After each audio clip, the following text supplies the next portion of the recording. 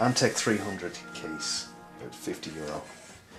Zalman ultra quiet ZM850 HP power supply, 850 watts, semi-modular. Bizarrely, it doesn't have a power switch on the back of the case here, although it does have some sort of noise suppressor button inside. All the reviewers have complained about that. High-end power supply with no power switch here. Pretty poor. Gigabyte board, it's the GAEX58UD-P5. Obviously for Core i7 only. Intel Core i7 920 processor, 2.66 GHz, 4 core. We have one Saphire Radeon HD 4870. It's got 1 gig of GDDR5. Two Akasa 120mm case fans. They're blue lead. You can open them up if you want.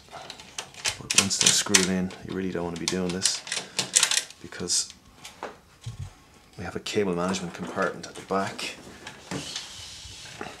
and I've actually routed the cable in there and connected into a Molex connector. So there's one Molex connector can handle 2 of these fans. So there's one here, there's one there. Hopefully when this thing is powered on they should light up blue. And we got a case fan at the back here. It's Antec Tri-Cool, so you can actually select the speed. You have low, middle, high, and there's 2 of those. There's another one of those connectors for this big fan on top. That's a 140mm case fan.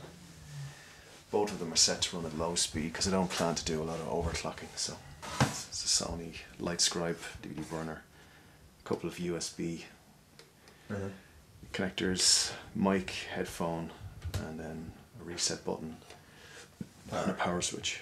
And the whole thing is, well, not the whole thing, but it's not completely toolless design. They have these screws, so you can put the case side and back on.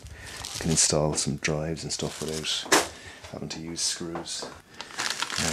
Install this at the back of your PC. Obviously it fits in one of the expansion slots.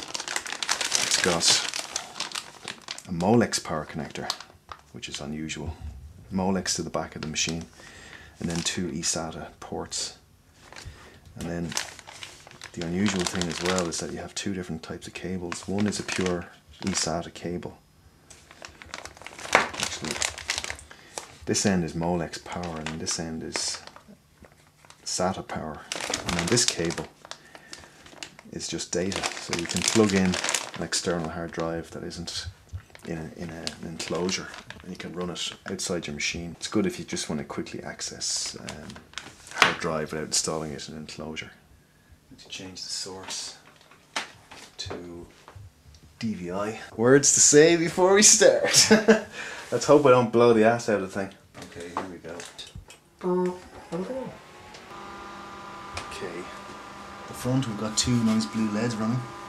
There's a lot of status LEDs, but code 75. Oh, wait a minute, something's happening. Jesus, look at all the PCI devices on that. Windows Vista Ultimate. Get a keyboard on the table.